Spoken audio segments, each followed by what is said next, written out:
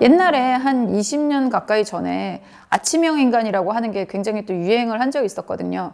아침에 일어나서 일찍 일어나서 뭘 하면 된다라고 하는데, 일단 나는 이런 새벽에 일어나갖고 활동을 잘 하는 유형들이 있어요. 그러니까 이거는 타고나는 거예요. 태어날 때부터 아침에 일찍 일어나서 활동하는 게 편한 사람이 있고, 밤이 조금 더 생산적으로 쓰여지는 사람들이 이제 있어요. 그래서 이 생활 패턴에 관한 이야기들은 계속적으로 나오고 있는데, 아침형 인간이라는 거는 이렇게 책으로도 나오고 뭐 여러 가지 챌린지도 하고, 그런데 밤에 뭐 한다 이런 것들은 그런 거 나온 게 별로 없거든요. 밤 시간 어떻게 잘 쓸 것인가 이런 것들에 대해서는 이렇게 거의 무브먼트 수준으로 이런 것들이 나온 경우는 사실은 없어요. 왜냐면은 이 아침에 일찍 일어나는 사람들이 뭐든지 좀 열심히 하는 약간 노력 중독형들이야. 그런 사람들이 좀 많이 있어요. 그러다 보니까 이런 게 많이 나올 것 같다는 생각이 이제 드는데요.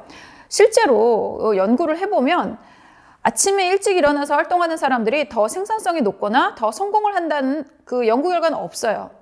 오히려 밤에 활동하는 사람들이 더 높은 창의력과, 그리고 더 많은 성과와, 그리고 아이들 같은 경우는 더 높은 IQ를 가지고 있고, 심지어는 학업 성적도 좋다는 그런 결과들이 이제 나오고 있어요.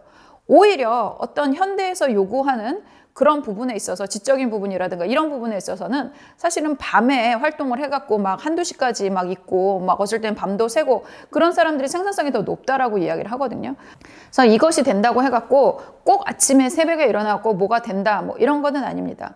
대신에 이제 자기가 어떤 사람인지는 좀 알 필요가 있어요. 자기가 밤에 편안한 사람이라면 편안한 시간에 일을 하면 되죠. 나는 정말 밤 귀신이거든요.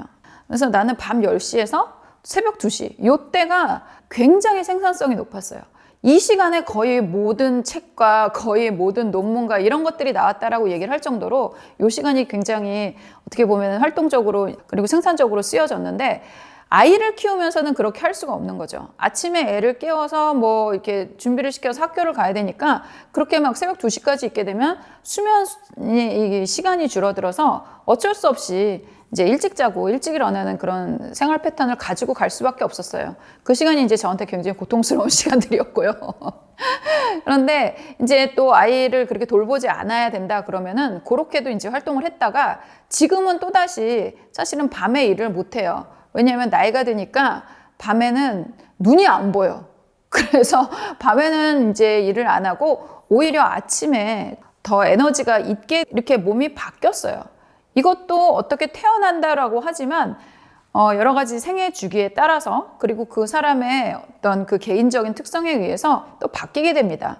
가장 중요한 거는 내가 언제 가장 활동적으로 할 수 있는가, 그것을 정확하게 파악하고 자신이 가지고 있는 스타일대로 사는 게 가장 중요하다고 저는 생각을 해요. 그래서 아침에 못 일어난다고 해갖고 괜히 뭐 이건 나 패배자야 이렇게 생각하실 필요 없고요. 사람마다 자기 그 특성대로 살면 된다, 뭐 이렇게 말씀을 좀 드리도록 할게요. 그리고 아까 얘기한 것처럼 뭐든지 500일 하면, 꾸준히 하면 다 잘 되게 되어 있습니다.